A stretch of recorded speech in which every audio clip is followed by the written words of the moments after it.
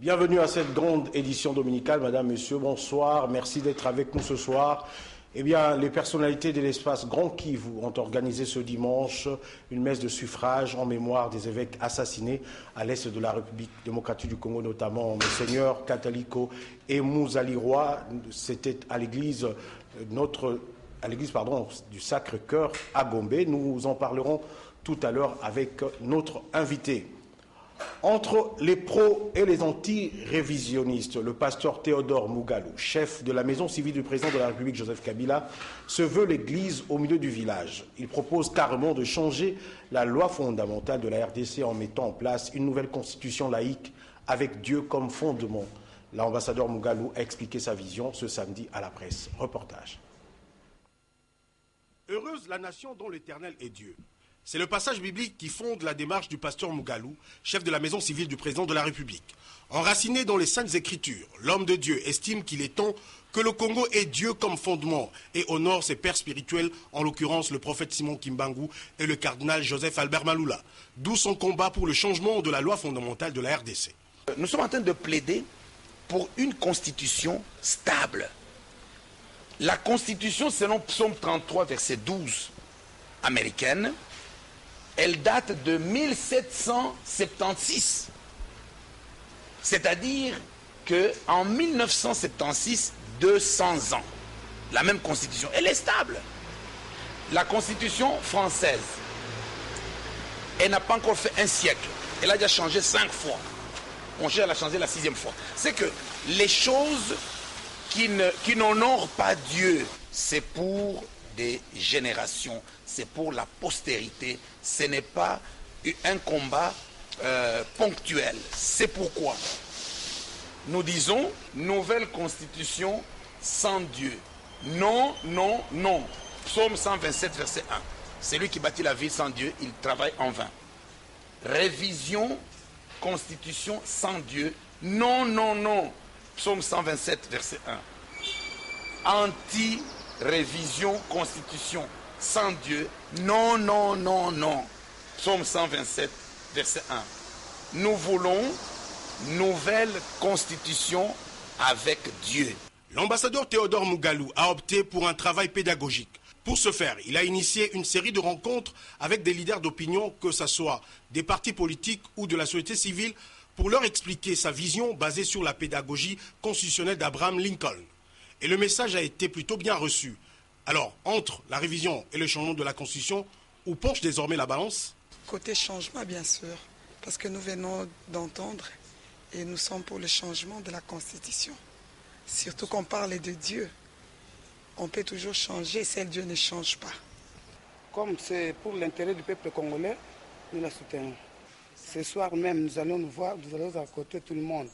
Pour s'organiser, on va descendre dans des terrains partout, même dans les provinces. On va aller pour soutenir cette démarche.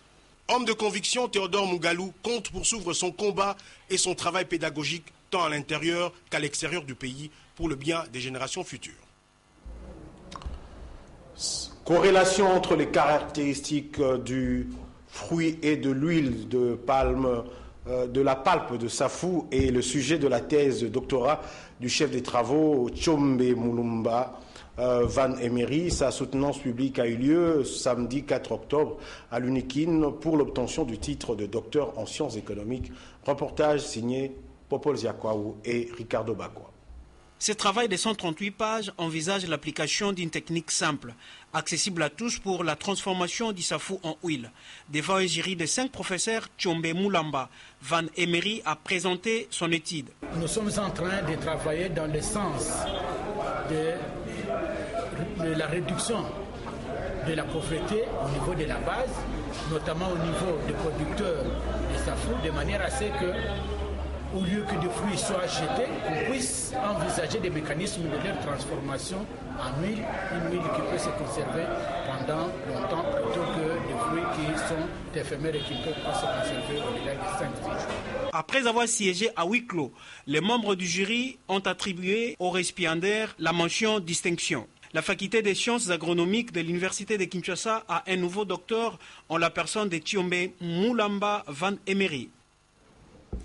Voilà, avec moi sur ce plateau, un autre professeur. Il s'agit du professeur Walere Mouindo Sahani. Bonsoir, professeur. Bonsoir, monsieur. Eh bien, vous, il ne s'agit pas d'une soutenance, mais plutôt de la messe que vous avez organisée aujourd'hui même au Sacré-Cœur. Je l'ai dit en début du journal. Qu'en est-il exactement? Quels sont les objectifs que vous avez poursuivis à travers cette messe de suffrage?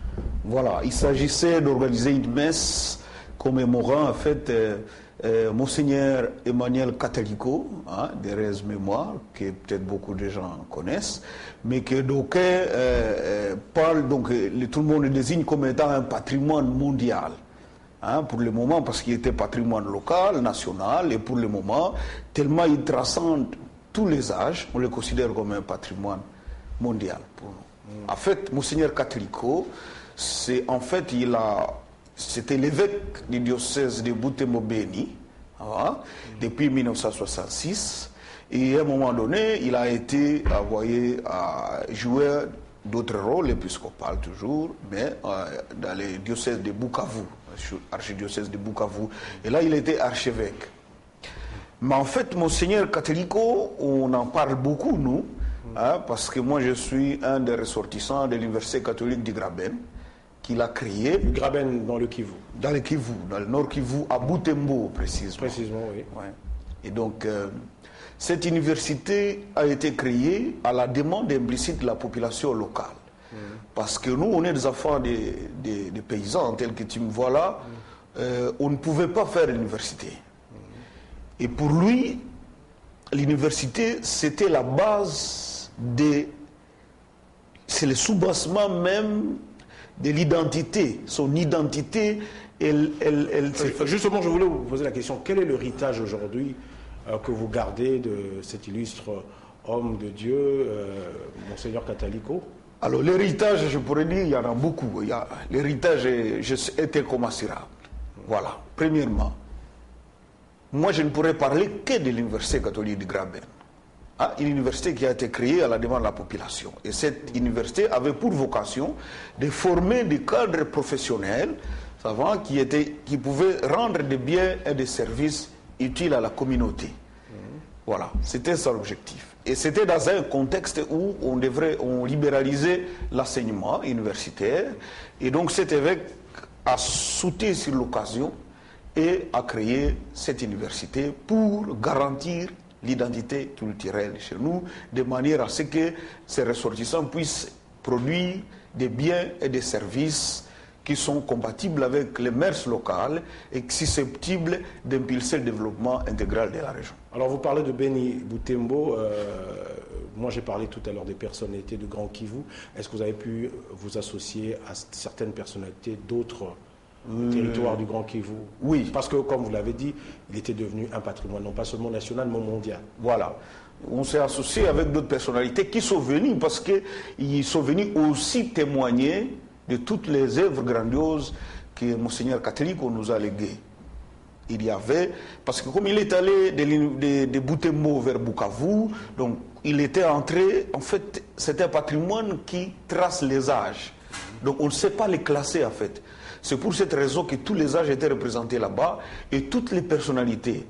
J'ai vu même témoigner les gouverneurs du Sud Kivu, M. Chisambo. On montrera les images certainement dans nos prochaines éditions du journal télévisé. Alors, donc, vous avez organisé cette messe-là, et aujourd'hui, vous pensez que les populations de l'Est qui ont longtemps souffert à cause des guerres au niveau de cette partie de la République, aujourd'hui, ils ont pu retenir des leçons de ces souffrances et essayer de consolider leur unité? Oui, oui, oui. Dans un contexte de conflictualité armée assez complexe, Monseigneur a pu quand même organiser l'université et malgré le contexte que nous traversons, il y a une impulsion de développement que peut-être on ne peut pas mesurer tout de suite, mais qu'on est en train de mesurer. Je vais vous dire d'abord tout de suite que pour l'instant, l'université dispose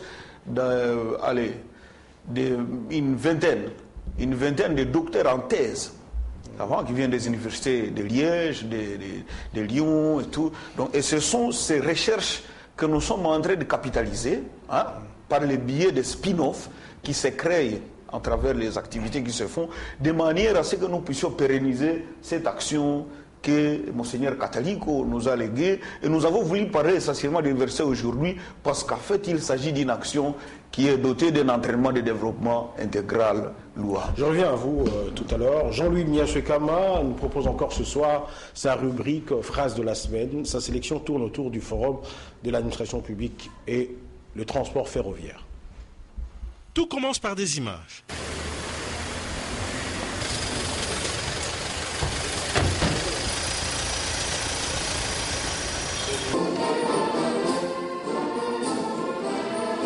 De la cérémonie d'ouverture du forum. L'administration publique sera donc appelée à jouer un rôle. Le départ de présence sur le périmètre.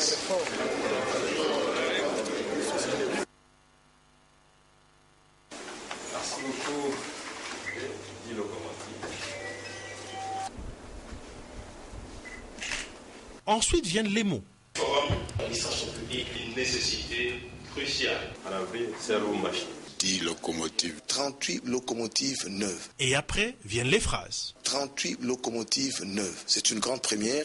C'est depuis 1974 que nous avons vu des locomotives neuves à la SNCC et 40 ans après. Depuis 1950, il y a 13 pays, notamment le Brésil, Singapour, la Malaisie, l'Indonésie, etc., qui ont connu une croissance forte de 7% sur 25 ans.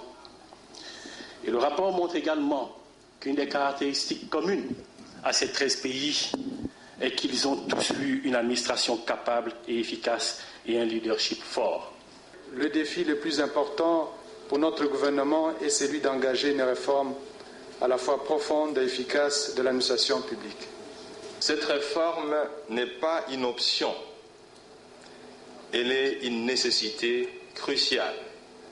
Tant il est vrai que les embellies économiques en cours ne peuvent être viables dans la durée sans une administration publique à la hauteur de ses aspirations. La semaine prochaine, une autre sélection, la mienne, de petites phrases, de petits mots et d'images.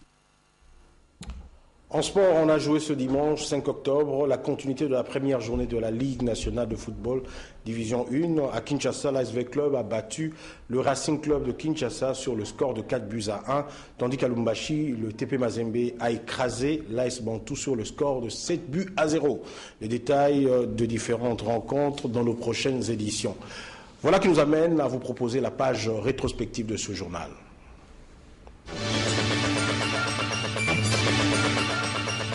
Des groupes de jeunes qui s'affrontent à mort et les climats dégénèrent en conflit. Cette situation qui prévaut à Mbanza-Ngungu, dans la province du Bas-Congo tout récemment, un fils de militaire du camp colonel Ebeya à Mbanza-Ngungu a trouvé la mort à la suite d'une dispute avec des femmes de la cité au quartier Zongo. Depuis, la tension est montée d'un cran. Les jeunes du camp colonel Ebeya, dans leur expédition punitive, ont saccagé une boutique et incendié le véhicule d'un particulier du quartier Zongo. Voilà qui explique la descente du vice-premier ministre, ministre du budget, Daniel Mukoko Samba, rejoint par le vice-gouverneur du Bas-Congo, Atou Matubwana. Outre une enveloppe pour contribuer au deuil et exprimer sa compassion au malheur de la famille éplorée, le professeur Mukoko a exhorté tous au calme. Il s'est entretenu personnellement avec le père du défunt avant l'inhumation du corps dans quelques jours. Quant aux jeunes du quartier Zongo incriminés, ils démontent les faits. Selon eux, la personne qui a tué le fils du militaire est un infiltré. Dans son mot de circonstance, le président de l'Assemblée provinciale de Kinshasa, Roger Singhi, a félicité le gouvernement provincial pour les efforts consentis dans différents domaines. Mais pour que l'impact de ces efforts soit palpable, Roger Singhi conseille. Le précipice de la pauvreté et de la misère populaire ayant été trop profond, les efforts pour en sortir doivent être gigantesques, voire titanesques, tant au niveau local et provincial qu'au niveau national. Pour cette session ordinaire budgétaire, le président de l'Assemblée provinciale de Kinshasa rappelle certaines priorités aux députés. Point n'est besoin de vous rappeler que la session ordinaire qui s'ouvre ces jours est essentiellement budgétaire. Par ailleurs, pour contribuer à L'amélioration de la gouvernance et de la transparence dans la gestion des finances publiques urbaines, une attention particulière devra être accordée à l'examen et au vote du projet dédié portant reddition des comptes de l'exercice 2013. L'adoption du calendrier budgétaire se fera au cours de la prochaine session prévue, le jeudi 2 octobre 2014. Organisation du procès des assassins présumés de Mamadou Ndala Mustafa, ville de Béni, la société civile coordination provinciale du Nord Kivu se réjouit. Thomas Dake Mouiti est son président. Nous pensons que c'est d'ailleurs sur demande de la société civile. Nous faisions chaque fois pression pour que ces dossiers soient fixés au tribunal. Nous remercions les autorités congolaises qui viennent finalement d'accepter que cette audience soit faite. Et donc nous attendons que la justice fasse son travail, étant donné que la société civile a donné sa contribution dans les enquêtes préliminaires qui ont été menées. Nous pensons que la justice sera équitable, que celui qui n'a pas été impliqué dans l'assassinat de Mamadou soit libéré, mais que celui-là qui est prouvé être coupable, qu'il soit sanctionné conformément à la loi de notre pays. De là à faire confiance à la justice congolaise, on n'a pas d'autre choix, répond Thomas Dake Mouiti. Écoutez, il n'est pas question d'avoir confiance à la justice, mais il faut comprendre que nous n'avons que celle-là. Nous n'allons pas appeler la justice angolaise, la justice européenne pour venir faire ce travail. Nous espérons que ces acteurs de la justice qui ont prêté serment auprès du chef de l'État vont rendre la justice telle que l'éthique et la déontologie de leur structure l'obligent. Et donc, nous comptons sur eux et nous avons espoir que ça sera fait de manière équitable. Notons que c'est une vingtaine de personnes, militaires et civiles, qui sont dans les boxes des accusés. Merveille Kakoulis Saliboukou, Boutembo, Anden A. Voilà, je reviens à vous, professeur Walere Mouindo Sahani. Vous êtes de Boutembo d'ailleurs. Ouais, alors, j'ai l'impression que vous mettez beaucoup plus d'accent sur Monseigneur Catalico, pendant que vous avez eu à commémorer d'autres évêques aujourd'hui.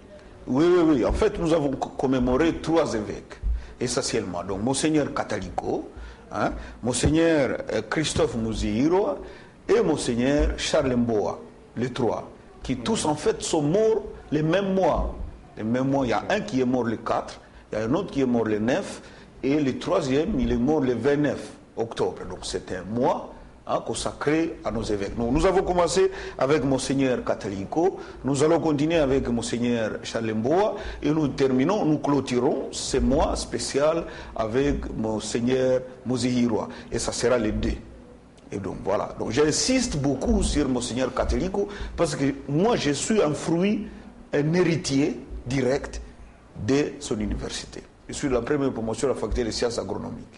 Un message à lancer aux populations congolaises et particulièrement celles de Boutembo qui vous suivent. Voilà, donc un message à lancer à la population, c'est que Catalico c'était patrimoine mondial. Les actions qu'il a pu mener et qu'il était en train d'amener jusqu'au bord, nous sommes appelés, nous, qui sommes ses héritiers, à pérenniser ces actions à travers tout l'esprit de chrétienté qu'il a sémé en nous. Il s'agit d'une sémence que nous devons porter jusqu'à sa fructification. Merci beaucoup, professeur Walere Mouindo Sahani. C'est moi qui vous remercie. Merci également à vous, chers téléspectateurs, de nous avoir suivis. Prochain rendez-vous avec les informations, c'est ce lundi dès 7h30. Moi, je vous retrouve le week-end prochain. Portez-vous bien. Excellent sur le programme sur Antena. Bonsoir.